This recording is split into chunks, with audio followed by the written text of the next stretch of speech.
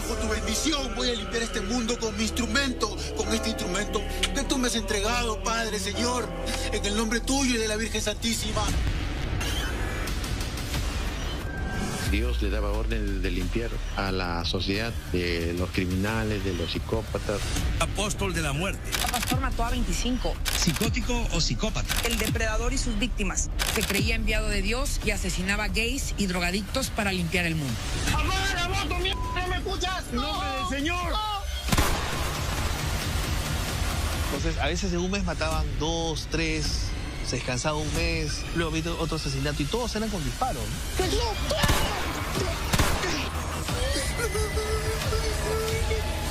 ¿Por qué me maldito? Tenía mucho odio en su mirada, en sus ojos, ¿no? No le importaba la vida.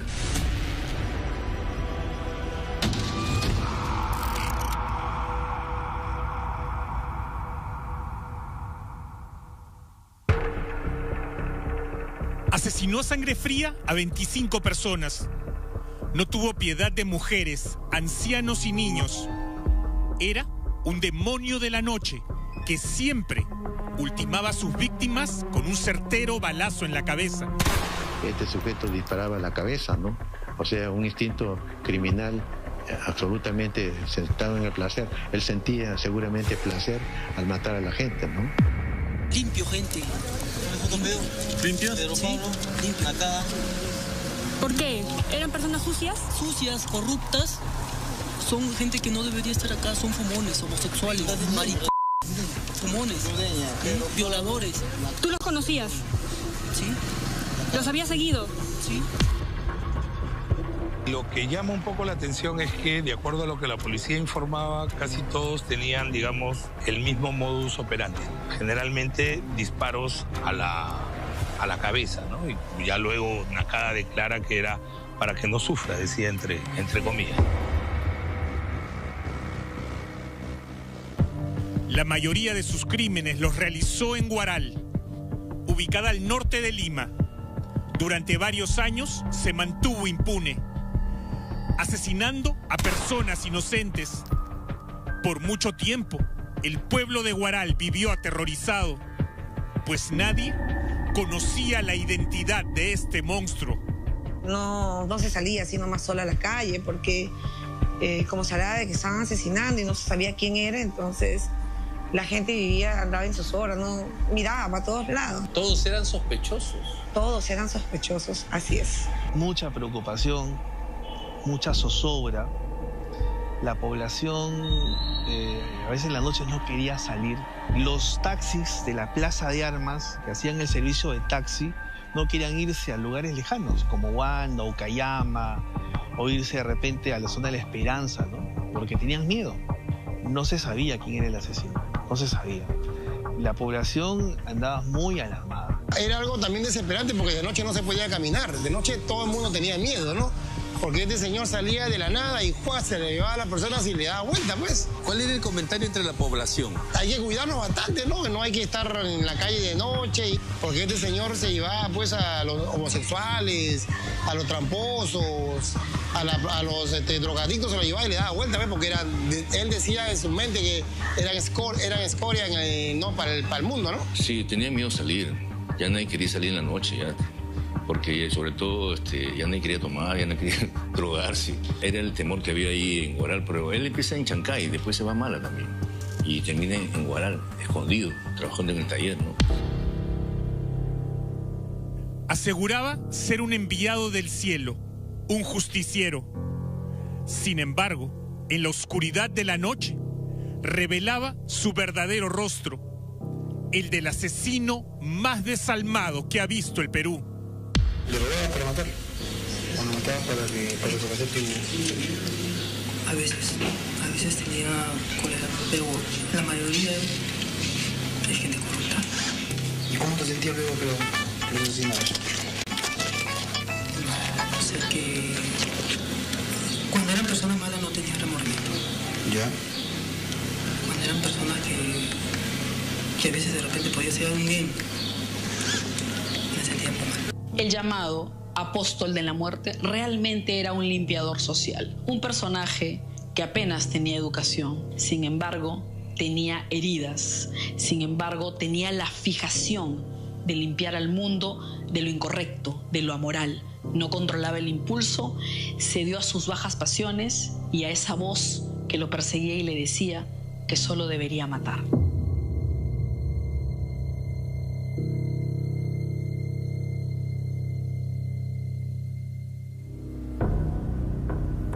Su oscura, vil y falsa consigna tenía que ver con limpiar el mundo de la gente mala.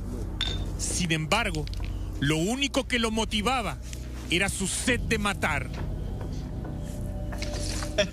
¿Quién es parroquiano? ¿Ustedes han leído la Biblia alguna vez? En Gálatas dice que las orgías y las borracheras son actos de carne. Ustedes no van a entrar en el reino de Dios. Yo no soy un asesino, señor. Es tu mano la que hace justicia.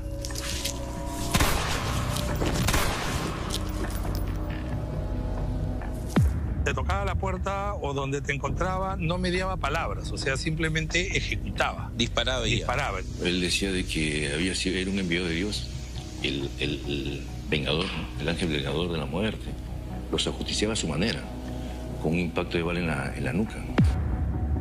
Por increíble que parezca, tuvo hijos, hizo servicio militar y se mostró en algunos pasajes de su vida como un ciudadano ejemplar.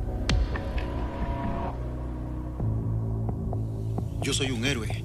Lo que hago es limpiar un poco este mundo. Deberían agradecerme más bien. Oye, ¿en serio no te arrepientes de nada de lo que has hecho? No. Si tuviera la oportunidad, volvería a cumplir con mi misión. ¿Y cuál sería tu misión? Ya te dije. Depurar lo malo de este mundo. Limpiar a los malos de este mundo. ¿Te estás escuchando? Sí. Las heridas aún siguen abiertas.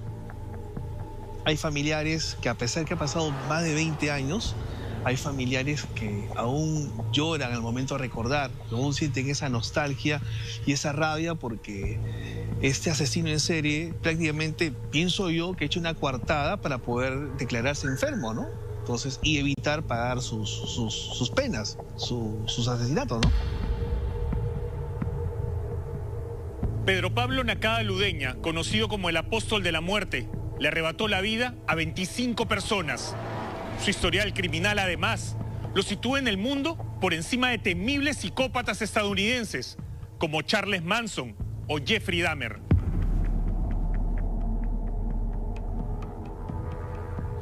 ¿Quién era este hombre? ¿Cuál era el origen de su maligno accionar? ¿Por qué mataba? ¿Cómo fue capturado? ¿Qué le dijo a la policía y a las autoridades judiciales?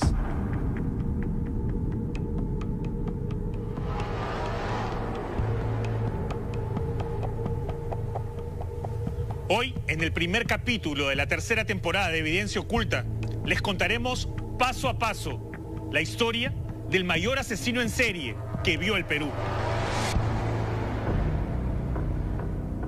Pedro Pablo Nakada Ludeña nació el 28 de febrero de 1973 en el distrito del Agustino.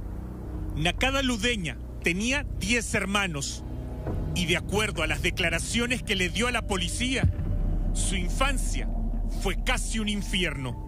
Una familia completamente disfuncional, ¿no? Un padre alcohólico, agresor, golpeador, una madre con antecedentes psiquiátricos, se especula que hablamos de bipolaridad, niños en un abandono afectivo, en un abandono sin ninguna protección, caracterizados por violencia entre los mismos hermanos, ¿no? Una familia numerosa y desde temprana edad víctima de bullying por parte de sus propios hermanos. La identidad de Pedro Pablo Nakada se forjó en el odio. Él mismo lo declaró a la policía: nací odiando.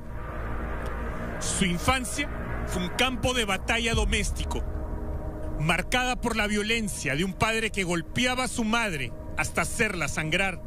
Este sujeto tenía una infancia muy triste, muy violenta, ¿no? Maltrato en el hogar, ¿no? Maltrato familiar, por parte de la figura paterna, por parte de la figura materna, por parte de los hermanos, y como tal, pues no hubo un nido familiar, sino hubo un infierno familiar. Pero las heridas más profundas vinieron de algunos de sus hermanos. Según cuenta Nakada Ludeña, ellos lo vejaron sexualmente a los 5 años y se burlaban de él constantemente, vistiéndolo de mujer y obligándolo a salir a la calle, apodándolo Negra Tomasa. Un niño que fue víctima de abuso sexual, obligado a usar ropa de mujer, siendo la burla del barrio, la burla además en el colegio. Niños en un abandono total.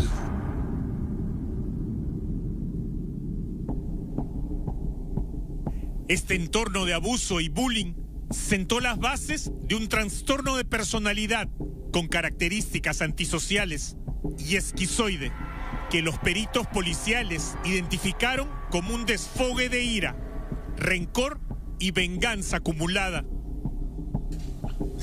¿Tú sabes lo que es que tus propios hermanos abusen de ti? No sabes. Yo estaba solo en este mundo. ¿Y acaso crees que eso es excusa para todos los asesinatos que cometiste? Sí. Porque yo soy el elegido.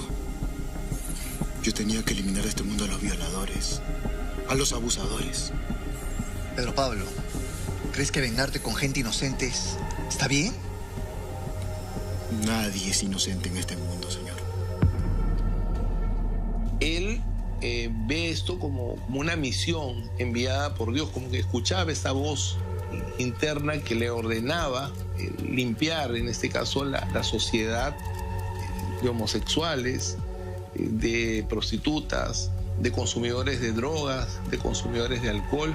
O sea, prácticamente era como enfrentar a sus propios hermanos abusadores, a su propio padre, a su propia madre, sus propias carencias, ¿no? Era el querer acabar con la vida de estas personas, pero al final es como querer matar sus propios fantasmas, ¿no?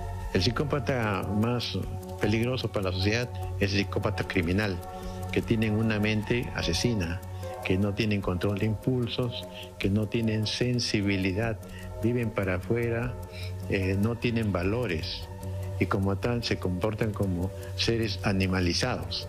Es decir, tienen instintos, tienen impulsos, tienen deseos. Desarrolla una serie de situaciones de fijación contra personas débiles, contra personas que están en la calle frágiles, porque era su forma de vengarse del daño sexual que le habían hecho. Él elige gente que no está sobria. Él elige gente vulnerable, elige alcohólicos, elige personas distraídas, elige personas que están en parques, les dispara por la espalda, siempre por detrás. Tiene una suerte de rencor con determinado tipo de personajes a los cuales él considera amorales y tiene la fijación de querer castigarlos hasta matarlos. Nakada le contó a la policía que apenas con el 3er grado de primaria intentó acabar con su vida en 1990. Sin embargo, su amago de suicidio falló. La carrera asesina de Nakada comenzó con la crueldad más elemental. Entre los 9 y 10 años, decidió matar y se entrenó con animales. Le quitaba la vida a indefensas gallinas y perros. Su romance con la muerte empezó desde muy chico. En la historia se ve hay una mascota que aparece muerta, está preñada, y como consecuencia de la muerte de esta mascota lo culpan a Pedro Pablo Nakada y los hermanos deciden castigarlo abusando de él sexualmente. Crece con este resentimiento.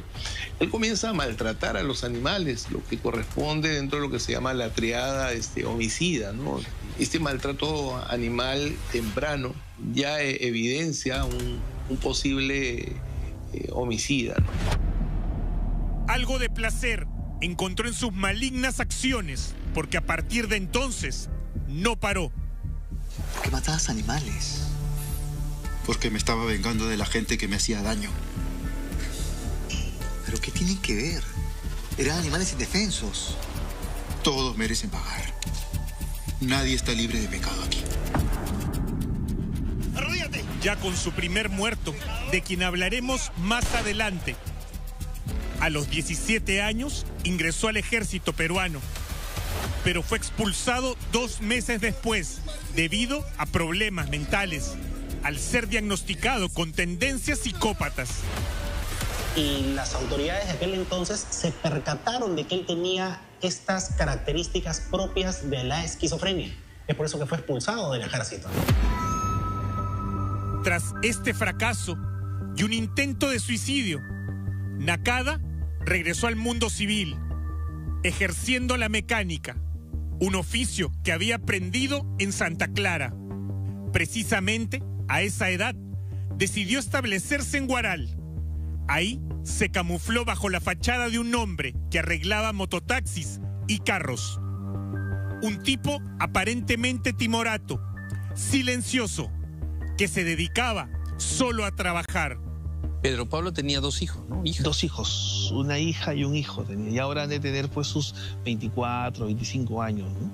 Ellos vivían en la zona de Huando, la familia, la zona de Cruz de Mayo. Y actualmente ya no están viviendo, ¿no? Dolió mucho a Huaral todas estas muertes. Cuando apareció toda esta revelación en la noticia, causó estupor, asombro, y mucha de la gente quedó de verdad perplejo de lo que se estaba informando. Y sé que mucha gente ha tenido oportunidad de conocer a aquella persona como quien le habla, porque estamos a una casa continua, muy cercana, y nos quedamos admirados de lo que había ocurrido. Según el libro inédito del coronel de la policía, Víctor Reboredo Farfán, titulado El Apóstol de la Muerte, el apellido paterno original de este asesino serial era Mesías. Sin embargo, en el año 2003, este criminal logró cambiar de nombre tras ser adoptado por un ciudadano japonés, quien lo ayudó con los papeles por la suma de 900 soles. De acuerdo al coronel Reboredo, uno de los oficiales que investigó a fondo este caso, Pedro Pablo buscaba aprovechar las facilidades de viaje a Japón que se ofrecían a los descendientes nipones en ese momento. Pedro Pablo Nakada, sin embargo, nunca logró ir a Japón. Se quedó en el Perú porque, según él, tenía una misión divina: limpiar el mundo, ajusticiar, asesinar.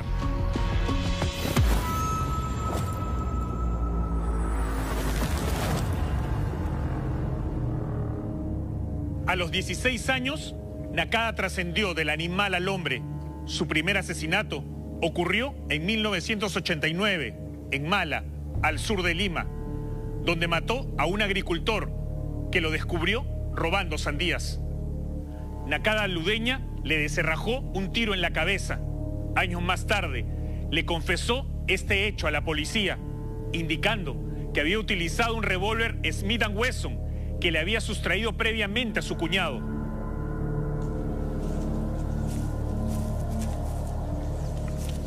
¡Hey! ¡Hey! ¿Qué haces ahí? ¡Deja de salir al piso! ¡Arrodíllate! ¡Arrodíllate! ¡Ladrón de muchacho, ¡pecador! ¡Basura! ¡No!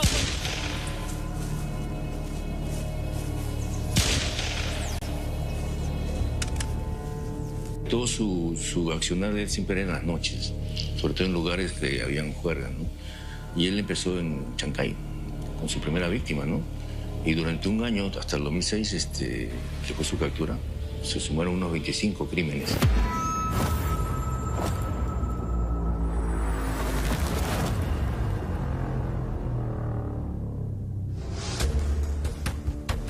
La sombra de Nakada se extendió hasta Lima. El 18 de enero del 2004, a las 12:30 de la madrugada, se cometió el homicidio del taxista Pablo Lino Rodríguez Roa, de 40 años, en Santa Clara, Vitarte. Amigo, ya estamos llegando, ¿ah? Sigue avanzando, yo te aviso. ¿Pero dónde es? Ya ¿No me cerca. entiendes? ¿Que avances? Oye, pero ya estamos Ya perdiste, compadre, bájate. Discúlpame, brother. ¡Bájate! Tengo familia, discúlpame. Bájate, brother. Tengo familia, discúlpame. Oye, me interesa, bájate.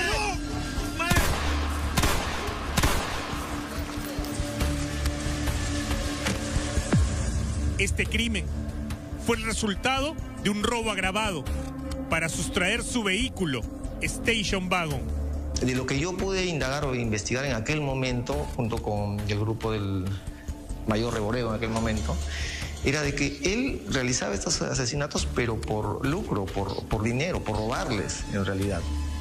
Y otros que, como le manifesté también previamente, por callar o silenciar a testigos que eran vecinos, digamos, del lugar donde tenían este inmueble, donde reducían los vehículos que eran producto del robo.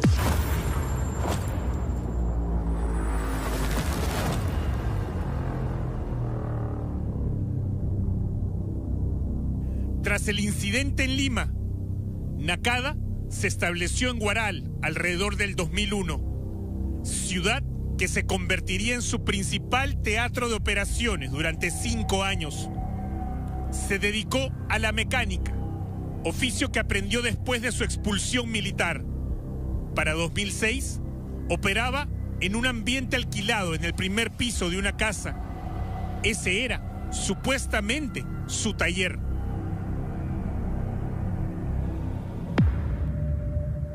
En Huaral conoció a varios sujetos de mal vivir que se convirtieron en sus cómplices en diversas fechorías. Él se consiguió pistolas, se consiguió cuchillos, llegó a ahorcar a personas. ¿De dónde conseguía eso? Es común en los homicidas múltiples asociarse con delincuentes. Él comenzaba a buscar pistolas, cuchillos, y los delincuentes de Huaral... ¿Lo abastecían? Lo abastecían. Sin embargo, la confianza era un lujo que Nakada no se permitía. Sus propios cómplices le tenían miedo, sabiendo que podía matarlos en cualquier momento. De hecho, Nakada asesinó a Gerardo Cruz Livia, su socio en el robo y asesinato del 2004. Nunca tuve amigos. Los amigos te hacen propuestas. Por eso decidí matarlos también, le confesó Nakada a la policía. Pablo, ya muchos días. ¿Cómo es con la plata? ¿De qué me estás hablando? No te hagas el carro. No, yo no tengo nada que ver ahí, compadre. Escúchame. Te estoy esperando la plata de hace una semana ya. Vete, compadre, ya vete. Oye, escúchame, ya es la última vez que te pido mi plata de... Estoy diciendo que te vaya, no me jodas. Cálmate, ok, cálmate, somos amigos. Yo no tengo amigos, yo tengo seguidores. Siempre y cuando la persona que quiera limpiar socialmente a la humanidad encuentre un personaje que tiene rasgos que él rechaza. De repente sus amigos eran bebedores y de repente sus amigos se divertían, o a lo mejor existían los recuerdos de un bullying, de una mofa, de un rechazo. Son suficientes detonantes para que surja la ira, la rabia y la idea fija de que sus amigos se convierten en una amenaza y que deben ser eliminados para la sociedad. Y la mirada de Nakada es lo que de repente ha impactado mucho, no solamente a la gente de Huaral, sino a los que han visto su mirada profunda, sin nada de arrepentimiento, etc. Algunos vecinos aseguraban que a veces mostraba un carácter irritable y que tenía tendencia al aislamiento. Esas actitudes no pasaban desapercibidas en la tranquilidad de la ciudad, pero nadie imaginaba que detrás de su timidez crónica se hallaba un despiadado asesino serial. Hacía sus ejercicios al frente de un parque, era una persona de poca comunicación dentro del barrio, pero siempre saludaba, sabía responder un saludo, y algunos momentos sí parecía que estaba enojado, ya no contestaba saludos a nadie, ¿no?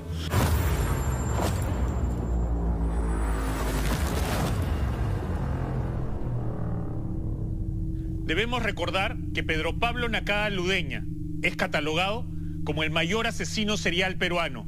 Se le atribuye la muerte de 25 personas. Todo lo declarado y confesado ante la policía es espeluznante. Cuando se le preguntó por sus víctimas, respondió: no las cuento, simplemente las mato. Su motivación declarada era divina: cumplir con la misión que Dios le había encomendado, limpiar el mundo de la escoria. Afirmaba odiar a los homosexuales, a quienes llamaba maricones. a los alcohólicos, a las prostitutas, a los fumones. En la esquizofrenia el paciente puede escuchar voces, puede tener alucinaciones auditivas, alucinaciones visuales o alucinaciones kinestésicas, o sea, sensaciones. Entonces, de estas alucinaciones auditivas, en este caso él se sentía como una especie de Mesías, de Salvador del Perú, ordenado por Dios, ¿no? O sea, como que Dios le estaba dando la orden de limpiar, ¿no? Tenía esta misión de limpiar el país de delincuentes, de prostitutas, de homosexuales, de drogadictos y alcohólicos.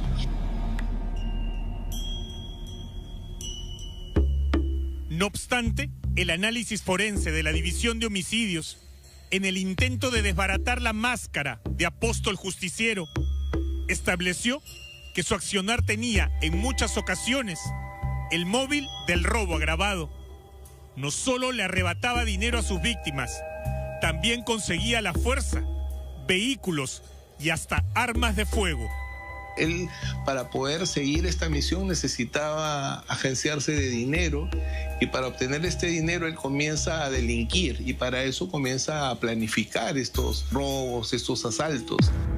Las opiniones de los expertos están divididas sobre los fines que llevaban a Nakada Ludeña a matar. Algunos, como el doctor Sarabia, aseguran que la esquizofrenia y psicosis se apoderaron del asesino. Otros, como el fiscal Alfredo Benavides, quien vio el caso de cerca, creen que sobre todo Nakada era un delincuente, un vil criminal, un ladrón.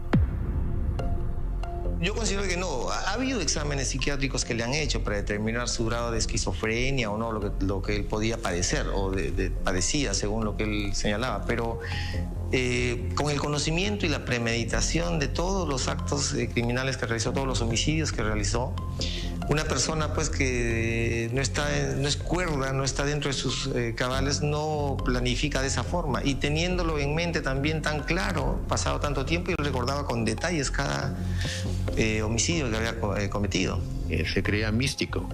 Él, por la esquizofrenia, pensaba que Dios le daba órdenes de limpiar a la sociedad de los criminales, de los psicópatas, de las prostitutas y de los gays. Esa es en la parte, digamos, de la esquizofrenia. Pero de parte de la psicopatía es el robo, ¿no? Y la indolencia. Entonces no es que cuál es más y cuál es menos, no, sino que los dos son, van de la mano.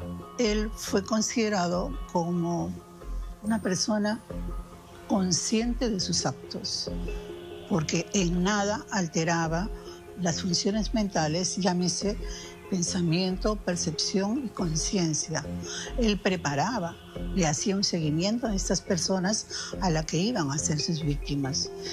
Por tanto, no hay una pérdida de estas funciones mentales expresadas.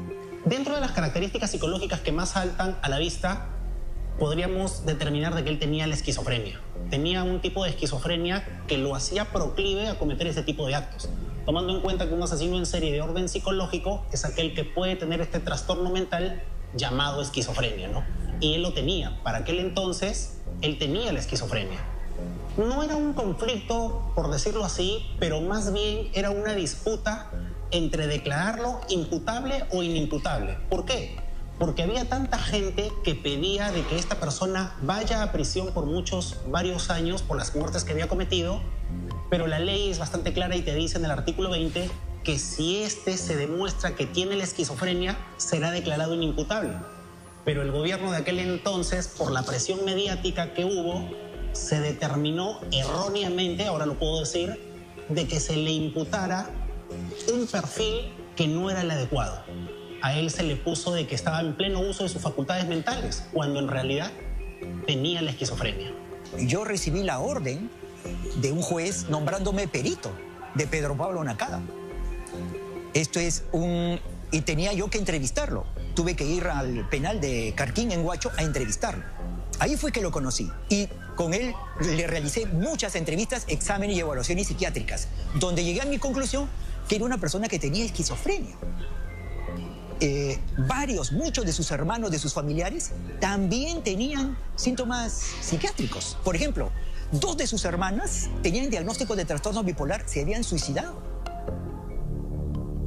Hay que tomar mucha atención a las declaraciones del psicólogo forense Bretman Arteaga y del médico psiquiatra César Aliaga, quienes le practicaron exámenes a Nakada Ludeña y pudieron diagnosticar su estado mental. Ahora lo puedo decir, sí, se recibieron llamadas telefónicas de otros niveles para poder determinar justamente de que él no tenía la esquizofrenia y sea condenado como una persona normal. Pero nosotros en las evaluaciones determinamos de que él sí tenía la esquizofrenia. Un día domingo, por esos días, recibo una llamada. Y en la llamada, una señora me llama identificándose como la fiscal de la Nación. En esa época, la fiscal de la Nación era la actual congresista, Gladys Echaíz. Y me llamó. Doctor, sabemos que usted es el perito de parte de este caso de Pedro Pablo Nakada y estamos muy preocupados de que este homicida múltiple salga libre. Y yo le respondí, recuerdo, doctora, eso no es así. Yo sé que esta persona es de alta peligrosidad. Esta persona no puede salir libre a la calle. Lo que estamos nosotros luchando con nuestra versión es de que se le tiene que dar una justa sentencia, como una persona con un problema mental serio que lo hace peligroso para la sociedad. Esa es la realidad. Yo en ningún momento estoy pidiendo que ya se le declare inimputable y que salga libre. No, es una persona tremendamente peligrosa. Según los peritos policiales de entonces, sus crímenes eran cometidos con alevosía, muchas veces para silenciar a posibles testigos o cómplices que pudieran delatarlo. El mismo Pedro Pablo cuenta de que cuando él quiere salir de este camino del robo, su socio, empieza a chantajearlo y él siente tanta presión que termina eliminando a su socio para él continuar en toda esta misión desde su pensamiento psicótico ordenada por Dios de limpiar el país.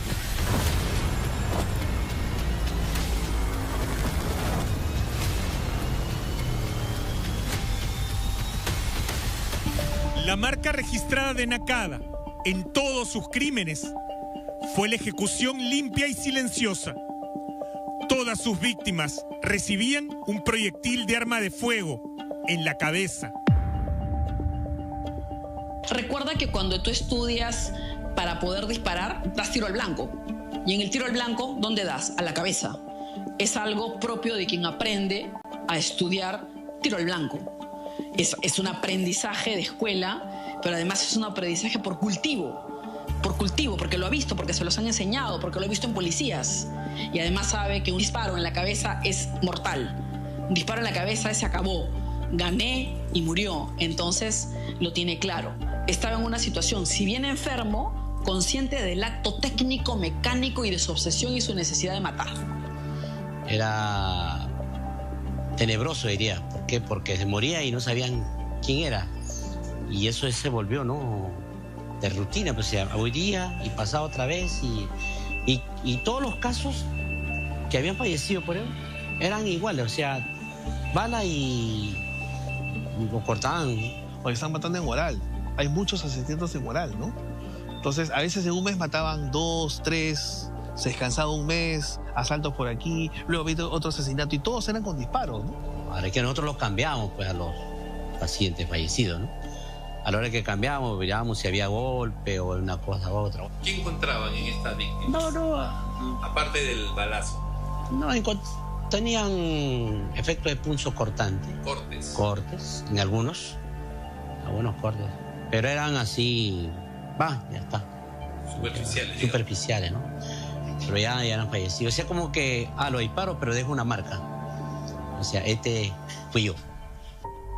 Los cuerpos de sus víctimas solían ser hallados en lugares aislados, desolados y agrestes, como canales de regadío o descampados. Él se tenía información de que él era instructor militar Él mismo elaboraba sus silenciadores, ¿no? Artesanalmente con las sandalias, ¿no? Las perforaba, las apiñaba dentro de un tubo que lo acondicionaba al arma para que no emite el sonido del disparo, pues, ¿no? O al menos reduzca el sonido. En base a la información recibida, hemos evidenciado que todos los cadáveres presentaron lesiones ocasionadas por proyectil de arma de fuego.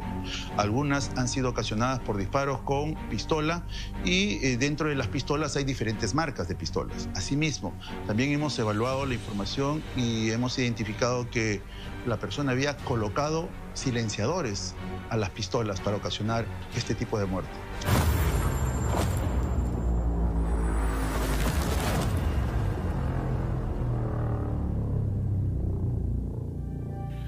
Teresa Cotrina Abad, de 50 años, fue una de sus primeras víctimas en Huaral. Nakada confesó haberla matado de un disparo en la cabeza, alegando que la había visto fumando droga, por lo que la consideró un mal ejemplo para la sociedad.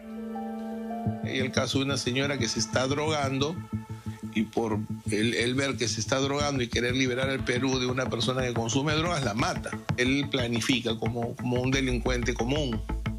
Sin embargo, lo que pasa es que lo que él busca acá dentro de este pensamiento psicótico era limpiar, ¿no?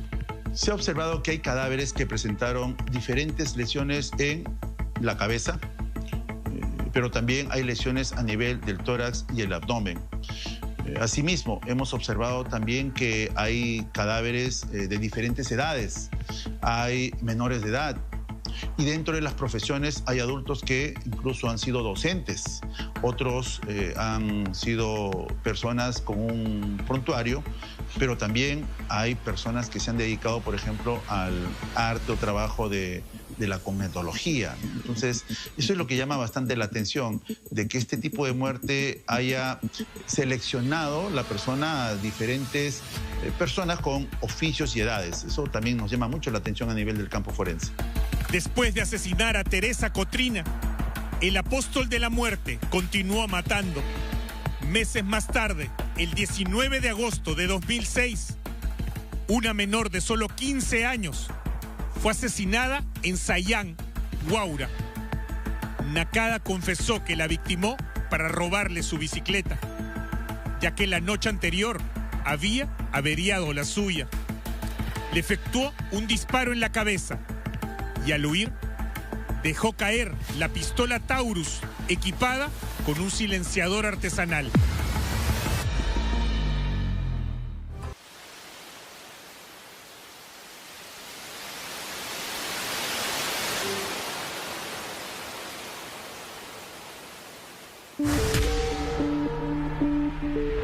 Luego de estos crímenes vendría una racha brutal que incluyó a taxistas y mototaxistas, la mayoría victimados para robarles el vehículo o el dinero. Fuera de trago, estás estado tomando, ¿no? Ah, hermano, ¿qué estás manejado borracho tú? No, ¿cómo vas a manejar borracho? No, para la moto. ¿Ya perdiste ya para la moto? ¡Apaga la moto, mierda! ¿No me escuchas? Ya, tranquilo. Bájate. Tranquilo, ¿qué pasa? Tranquilo, ¿qué? Bájate. Bájate. Ya. Bájate. Ya, tranquilo. Bájate. Bájate. Tranquilo. ¿Me escuchas? Tranquilo. Oye, ¿qué pasa, mi familia? ¿Qué te pasa? Todos le temen a la muerte, ¿no? ¡No! ¡Mi familia! ¡En nombre del Señor! ¡No!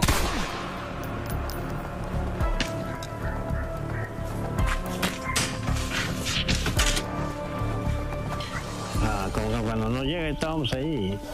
Mi compañero llega, dijo, pero hoy tu cuñado está botado arriba en ese cachete. Y ahí ya la gente ya estaba yendo ya y ya estaba, pero ya... ¿Lo reconociste? Sí, pero también jodido. Prácticamente daba miedo salir. Y yo debo banco, yo debo junta. Tengo mis hijos que tengo que también, por lo menos, tengo que hacer llegar a la casa. Claro.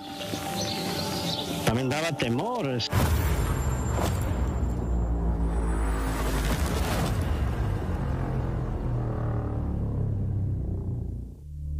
Nakada, a pesar de haber sido expulsado del ejército peruano por tendencias psicópatas a los 17 años, demostraba una afinidad por las armas de fuego. Él le confesó a la policía que adquiría sus armas en el mercado negro y en ocasiones se las robaba a sus víctimas. Su armamento costaba dinero y sangre. Robaba para comprarse balas. Para comprarse balas y conseguir los armamentos, porque esos armamentos eran de segunda mano, no eran nuevos. Y eran pistolas automáticas. Entre las armas que se le incriminan o que él confesó haber usado están una pistola semiautomática marca Jennings Firearms, una Taurus calibre 9 milímetros corto, una Astra calibre 9 milímetros corto, un revólver Smith & Wesson y otro marca Philippines, calibre 38 corto, y por último, una pistola Baikal 9 milímetros. Claramente era un asesino experto. Nakada Ludeña era muy consciente de lo que hacía.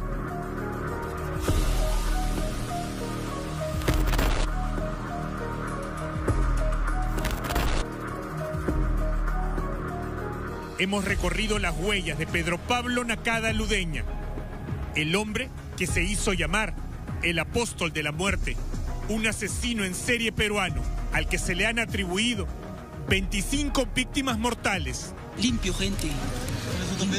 Son gente que no debería estar acá, son fumones, homosexuales, fumones, violadores. Él mismo lo dijo, sentado en una fría banca de comisaría, con una naturalidad que aterra. No las cuento, simplemente las mato. Su motivación, según él, era una misión divina: limpiar el mundo de la escoria, enfocando su odio en homosexuales, alcohólicos y fumones. Siempre el robo. Lo disfrazaba, como se dice, pues, él tratando de justificar y de que era pues un enviado de Dios, como dijo, ¿no? Para limpiar pues la sociedad de homosexuales, drogadictos, delincuentes, ¿no? Ese era lo que él decía en aquel momento. Y en la mayoría de casos siempre han sido con el fin de despojarlo de sus bienes, bueno, o vehículos o dinero. Y ojo, estamos hablando de las muertes que han sido acreditadas. Y ya hay asesinatos que no están siendo acreditados, ¿no?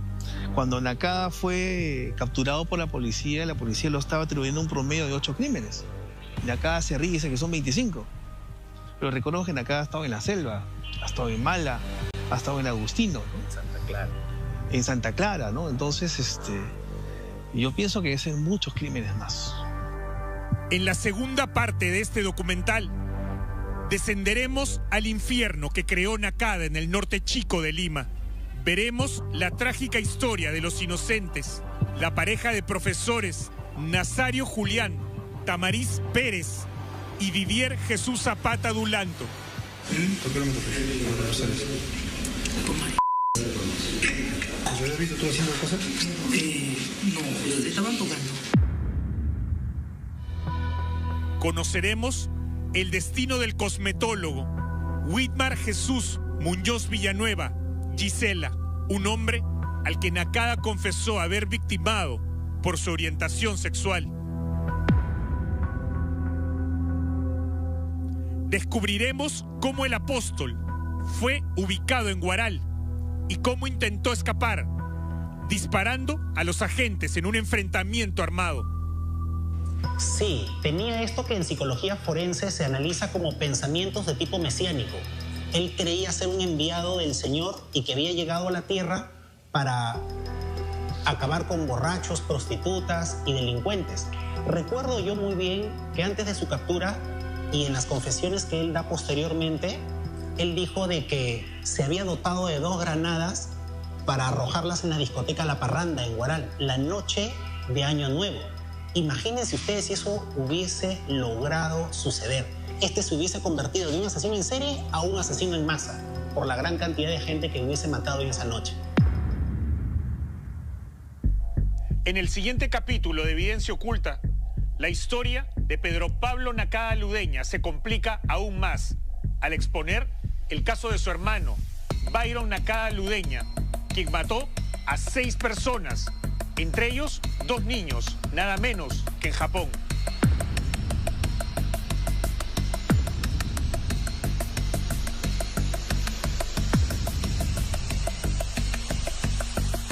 No se pierda la segunda parte del Apóstol de la Muerte para desentrañar el horror que corría por la sangre de los Nakada Ludeña.